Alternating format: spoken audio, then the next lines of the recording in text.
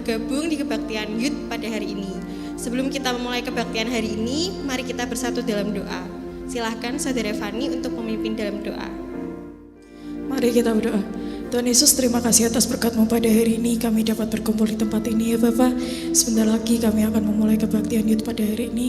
Biarlah Engkau sendiri yang memberkati acara Youth hari ini dari awal hingga akhir. Terima kasih Bapa, terima kasih Yesus. Kami telah berdoa dan mengucap syukur. Haleluya. Amin.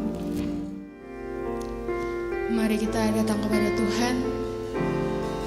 Kita sungguh-sungguh sembah Tuhan.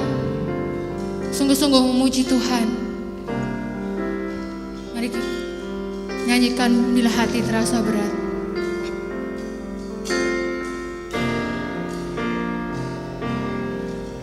Bila hati terasa berat, tak seorang pun mengerti bebanku. Ku tanya Yesus,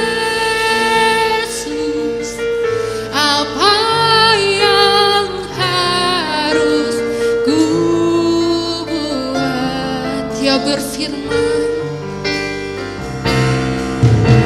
berfirman, mari datanglah.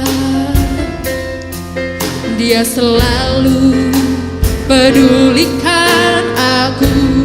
Ku datang Yesus, Dia pikul segala bebanku. Sujud di altarnya.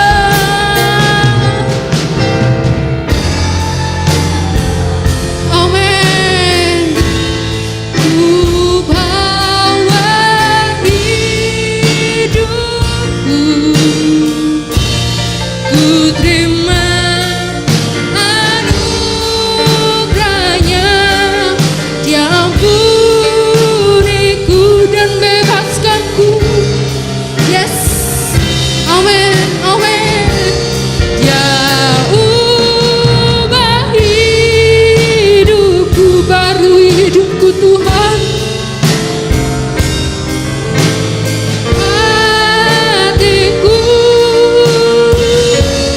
sesuatu terjadi saat datang di altarnya.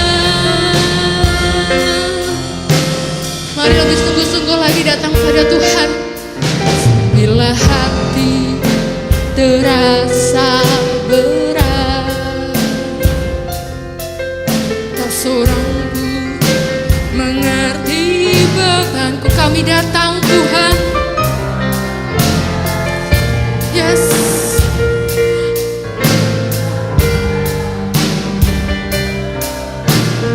Ku buat Dia berfirman. Dia berfirman, mari datanglah. Dia selalu pedulikan aku. Ku datang Yesus, Dia pikul segala bebanku. Sujud di altarnya.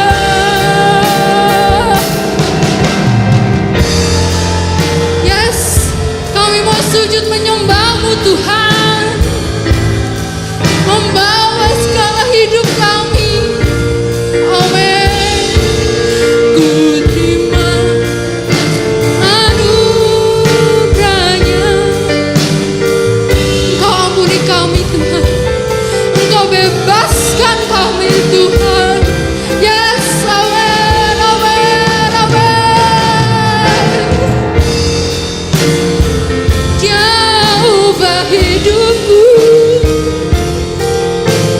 Hatiku sesuatu terjadi saat datang di altarnya.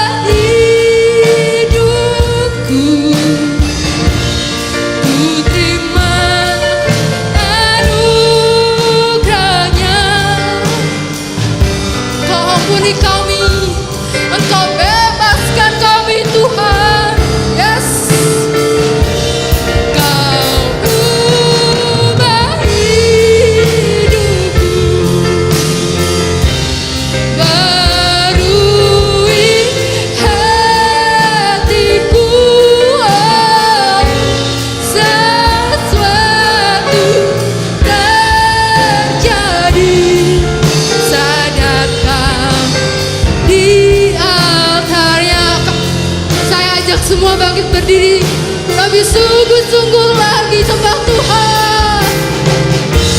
Yes, sujud di hadapan-Mu, hidupku ku terima anugerah-Nya, diampuniku dan bebas.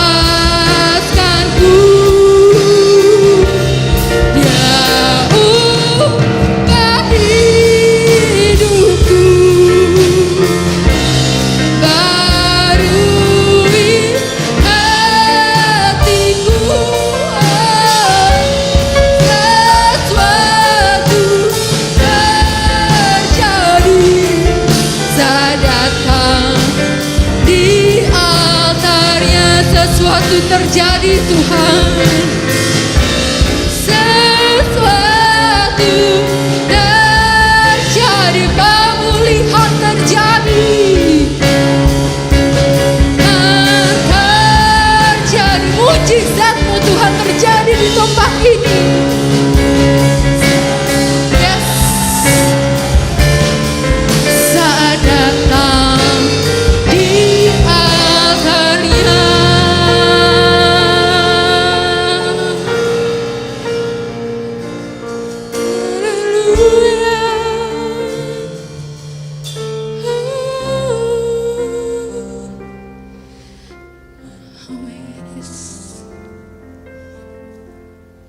Bapa di dalam surga, kami mengucap syukur Tuhan untuk kasih-Mu yang sungguh luar biasa kami rasakan Tuhan. Sehingga kami ada di tempat ini Tuhan, kami dapat menyembah-Mu, kami dapat memuji nama-Mu Tuhan. Yang kami rindukan Tuhan hanya satu, hanya ingin menyenangkan hati-Mu ya Tuhan. Sebentar kami akan mendengarkan firman-Mu. Biarlah Engkau pakai hamba-Mu ya Tuhan. Engkau jamah lidah bibirnya ya Tuhan, supaya apa yang keluar dari mulutnya adalah kebenaran dari Engkau saja Yesus. Engkau urapi setiap kami yang ada di tempat ini, sehingga kami semua dapat menangkap firman-Mu, kami dapat menerima firman-Mu Tuhan, dan kami dapat melakukannya dalam kehidupan kami sehari-hari. Terima kasih Yesus, terima kasih ya Roh Kudus. Kami serahkan doa ini hanya ke dalam nama-Mu saja. Yang siap mendengarkan firman Tuhan katakan amin. Shalom teman-teman. Apa kabar teman-teman semua? Sebelumnya saya mau kasih cerita dulu.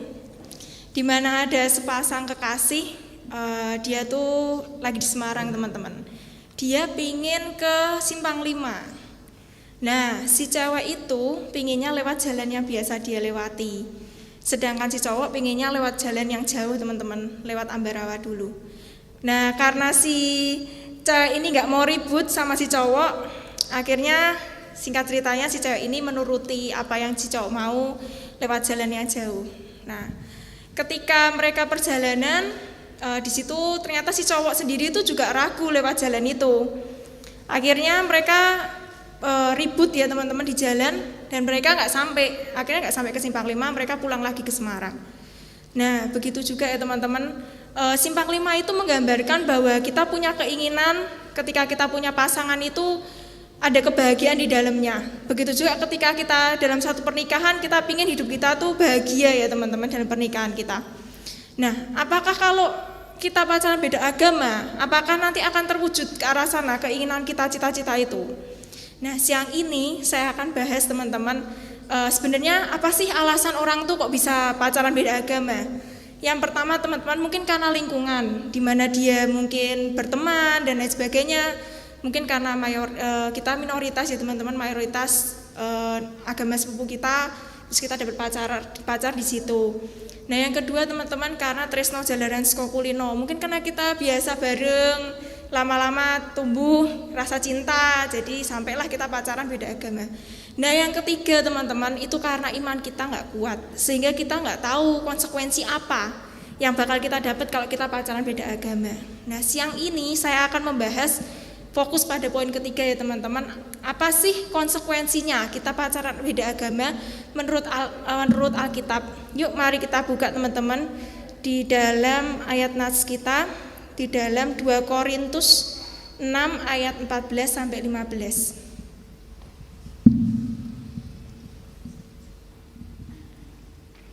Ya. Janganlah kamu merupakan pasangan yang tidak seimbang dengan orang-orang yang tak percaya. Sebab persamaan apakah terdapat antara kebenaran dan kedurhakaan? Atau bagaimanakah terang dapat bersatu dengan gelap? Persamaan apakah yang terdapat antara Kristus dan Belial? Apakah bagian bersama-sama orang percaya dengan orang-orang tak percaya? Ya teman-teman, yang pertama dikatakan persamaan apa antara kebenaran dan kedurhakaan. Menurut Kamus Besar Bahasa Indonesia teman-teman, kedurhakaan itu artinya kita ingkar terhadap perintah Tuhan. Berarti kalau kita pacaran beda agama berarti kita tidak taat pada Tuhan. Dengan kata lain kita nggak ngikuti perintah Tuhan ya teman-teman. Yang kedua dikatakan bahwa gelap dan terang apakah bisa bersatu? Bagaimanakah terang dapat bersatu dengan gelap? Pasti ya teman-teman, di mana ada terang, di situ nggak ada gelap, gitu juga sebaliknya. Yang ketiga dikatakan persamaan apakah yang terdapat antara Kristus dan Belial. Belial di sini kalau mau diekstrimin tuh artinya iblis ya teman-teman, dan itu nggak mungkin bersatu antara Kristus dengan iblis. Nah di ayat Alkitab juga, di Alkitab ada cerita juga. Yuk kita buka dalam Esra 10 ayat 10 sampai 12. Di mana pada saat itu laki-laki Israel mengambil istri orang-orang asing teman-teman. Maka bangkitlah Imam Esra lalu berkata kepada mereka, kamu telah melakukan perbuatan tidak setia karena kamu memperistri perempuan asing dan dengan demikian menambah kesalahan orang Israel. Tetapi sekarang mengakulah di hadapan Tuhan Allah nenek moyangmu dan lakukanlah apa yang berkenan kepadanya, dan pisahkanlah dirimu dari penduduk negeri dan perempuan-perempuan asing itu. Lalu seluruh jemaah menjawab dan berseru dengan suara nyaring, sesungguhnya adalah kewajiban kami melakukan seperti katamu itu. Nah teman-teman, di sini dikatakan bahwa ternyata kita tuh harus dapat pasangan seiman tuh bukan hanya perintah Tuhan teman-teman, tapi kewajiban kita untuk mencari pasangan yang seiman. Karena kalau kita pacaran nggak seiman pasti hidup kita nggak berkenan di hadapan Tuhan. Nah mungkin sekarang aku nggak tahu teman-teman mungkin sudah menjalin hubungan pacaran beda agama. Mungkin teman-teman bertanya gimana caranya supaya bisa keluar dari pacaran beda agama. Yuk kita baca bareng-bareng di 2 Korintus 16 ayat 17a.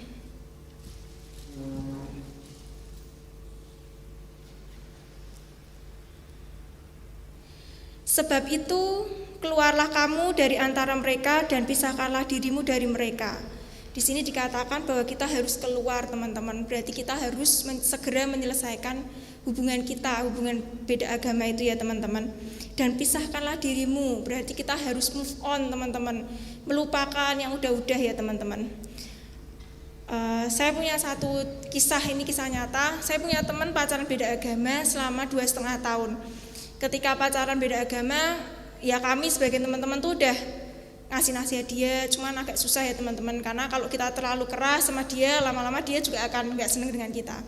Sampai di satu titik dia itu putus sama pacarnya. Nah ketika putus itu aku nanyain dia teman-teman, alasannya putus apa, karena ternyata dia bilang bahwa ketika pacaran beda agama itu ada kebimbangan teman-teman. Dia mau terus meneruskan sama pacarnya ini ke jenjang yang lebih tinggi, tapi meninggalkan Tuhan, atau dia mau tetap dengan Tuhan tapi harus meninggalkan pacarnya ini. Sampai dia di satu titik dia akhirnya memutuskan untuk menyelesaikan hubungan sama si pacarnya ini, dan puji Tuhan sekarang dia udah putus sama pacarnya, dia juga udah move on. Akhirnya Tuhan juga gak berhutang ya teman-teman, dia menggantikan dengan pacar yang lebih baik. Jadi kita sekarang tahu ya teman-teman bahwa pacaran beda agama itu Tuhan tuh tidak berkenan. Nah kalau mungkin yang saat ini sudah terlanjur pacaran beda agama, yuk selesaikan hubungannya. Untuk teman-teman yang masih single, yuk sama-sama kita cari pasangan yang seiman.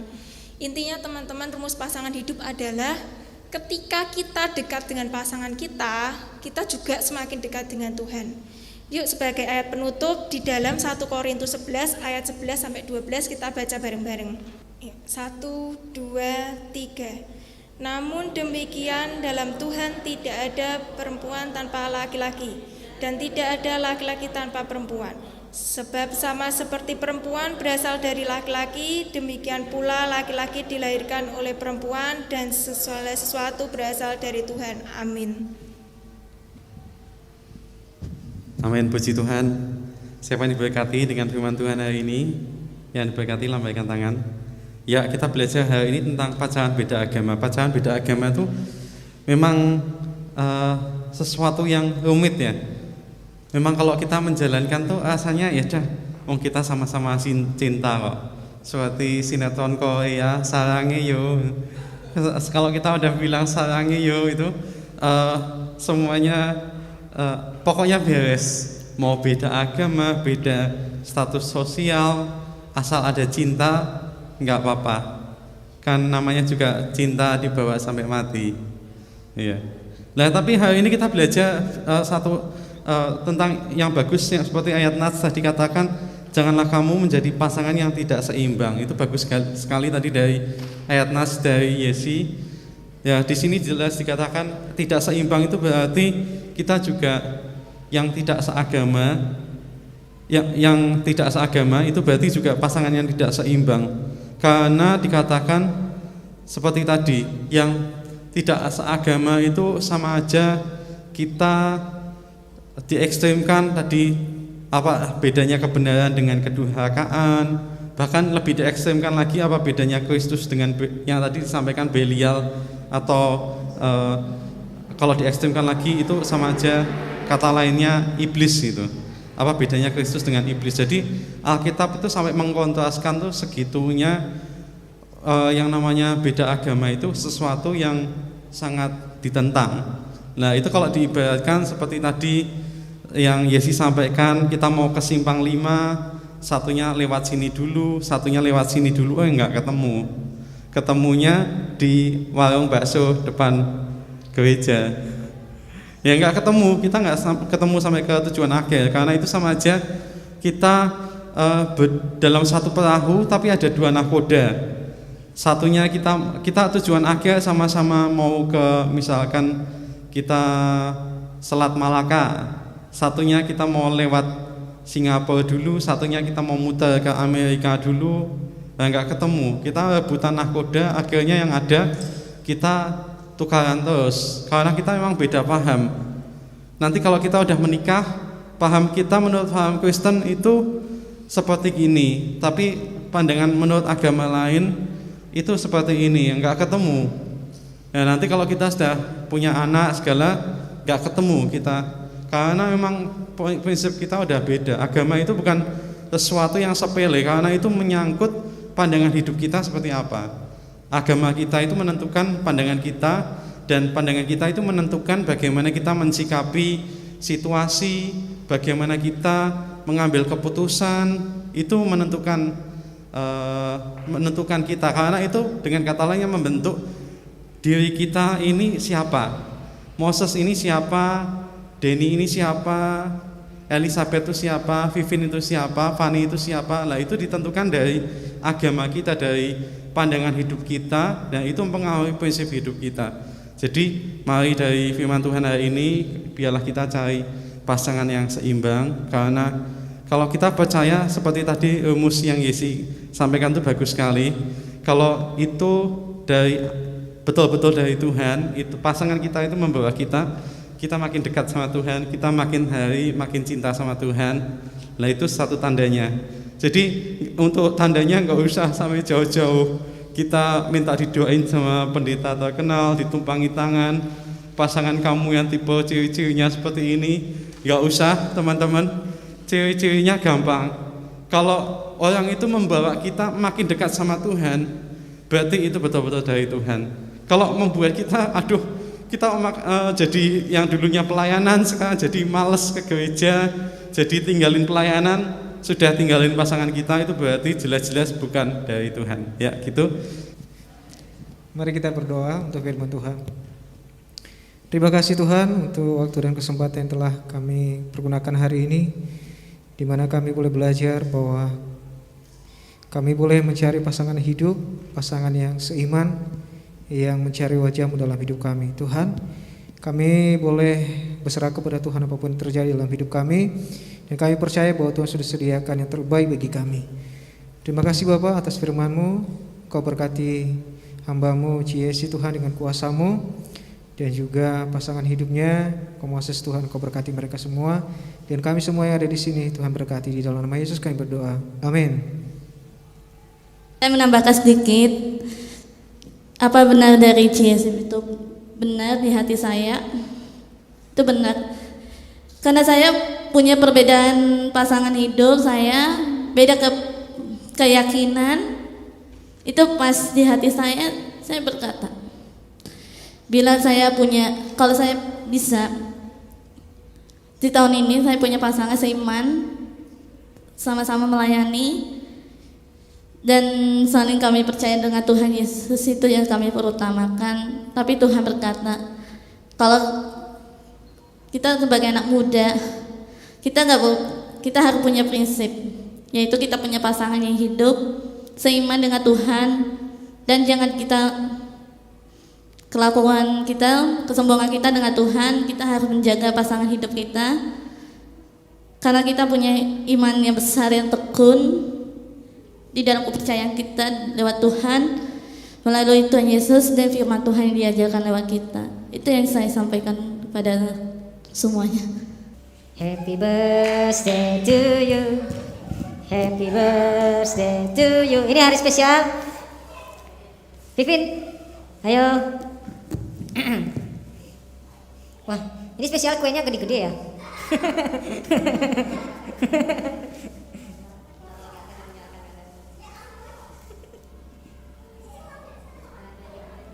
Happy birthday to you.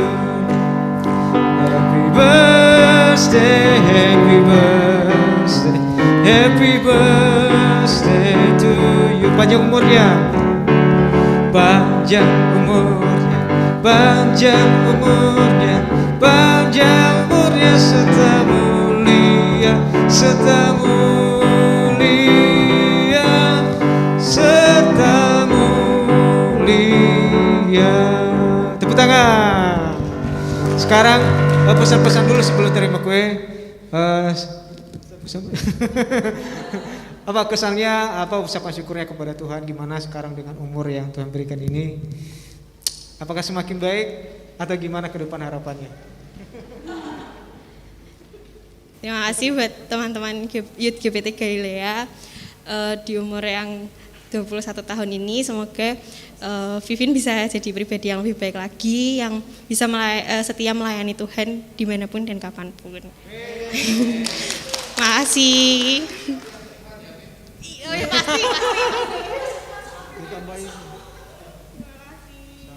Yuk kita arahin tangan sama-sama ke arah Vivin ya.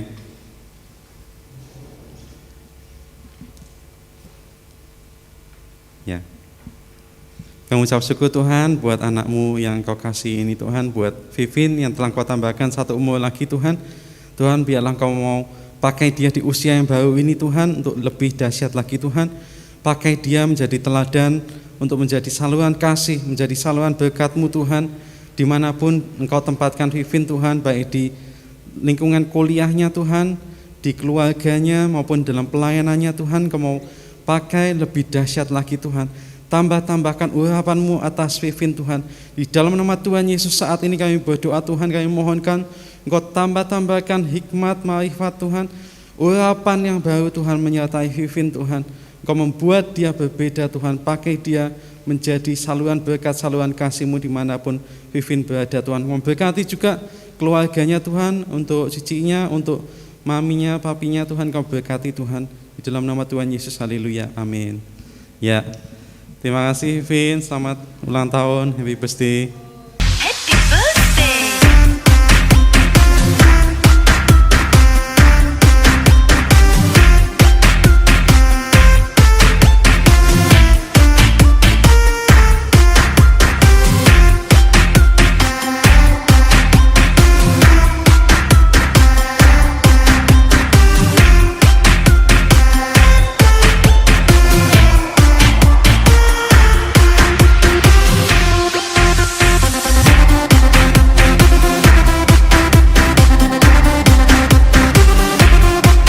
Untuk info singkat, ibadah youth minggu depan tetap sama seperti biasa di tempat ini, jam 9:30 lagi. Ya, saya mohon Kak Steph bisa berdoa untuk doa berkat. Mari teman-teman kita tutup ibadah kita.